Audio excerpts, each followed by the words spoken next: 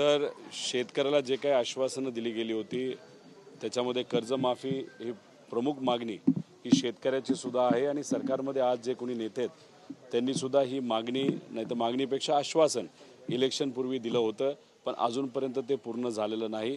भावांतर योजना, कांदा पीक असेल, टोमॅटो असेल, द्राक्ष, त्याच्याचबरोबर सोयाबीन, कपाशी या सर्व शेतीमालाला चांगला भाव मिळाला पाहिजे आणि ह्याच्याबरोबर काही इतरही विषय आम्ही सर्वांनी घेतलेले आहेत। एक महत्त्वाचा विषय आपण सर्वांनी समजून घ्या की सरकार काय करते, सरकार सामान्य लोकांकडे दुर्लक्ष करते आणि मग एखाद्या नेत्याची प्रसिद्धी करण्यासाठी 40-40, 50-50, 100-100 कोटी रुपये खर्च करून जाहिराती करते।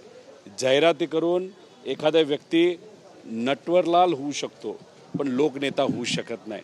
लोकनेता जर व्हायचं असेल तर लोकांच्या मागण्या समजून घेऊन लोकांच्या मागण्यांवर लक्ष देऊन त्या सोडवल्या पाहिजे, त्या अडचणी सोडवल्या पाहिजे, असे आमचं सगळ्यांचं मत आहे।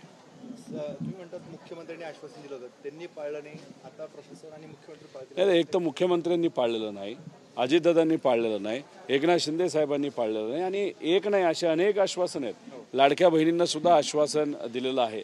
त्यामुळे हे लोक काय करतात, एखादा सेलिब्रिटी कसा असतो नाही तर एखादा नाटककार कसा असतो, फक्त ॲक्टिंग करतात, आम्ही हे करू ते करू, पण दुर्दैव असं काहीच लोकांपर्यंत पोहोचत नाहीत। आणि आत्तासुद्धा आपण बोलतोय, आता मराठवाड्यामध्ये खानदेशचा काही भाग, अहिल्यानगरचा काही भाग खूप मोठ्या प्रमाणात पाऊस झालेला आहे, नुकसान झालेलं आहे। अंदाजे सप्टेंबरच्या पहिल्या आठवड्यात 3 लाख हेक्टरचं नुकसान झालं होतं, आत्तापर्यंत 10 लाख हेक्टरपर्यंत गेलं असेल। मेमध्ये अवकाळी पाऊस झाला तेव्हा 12 लाख हेक्टरचं नुकसान झालं होतं। कुठल्याच शेतकऱ्याला या नुकसानाची भरपाई झालेली नाही आणि दुर्दैव असं भरपाईच्या बाबतीत सुद्धा आपण जर बघितलं निकष बदललेत। पूर्वी जी इलेक्शनच्या आधीची भरपाई होती निम्म्याने भरपाई आता कमी केली आहे।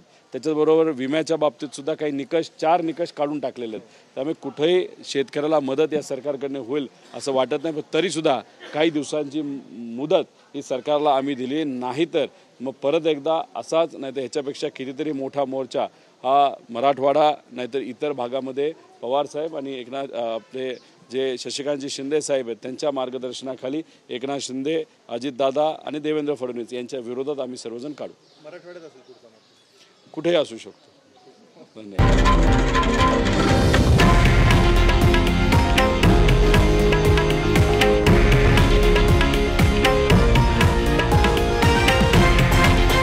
हे आहे देशातील नंबर 1 न्यूज नेटवर्क आणि आपण पाहत आहात TV9 मराठी, एकमेव।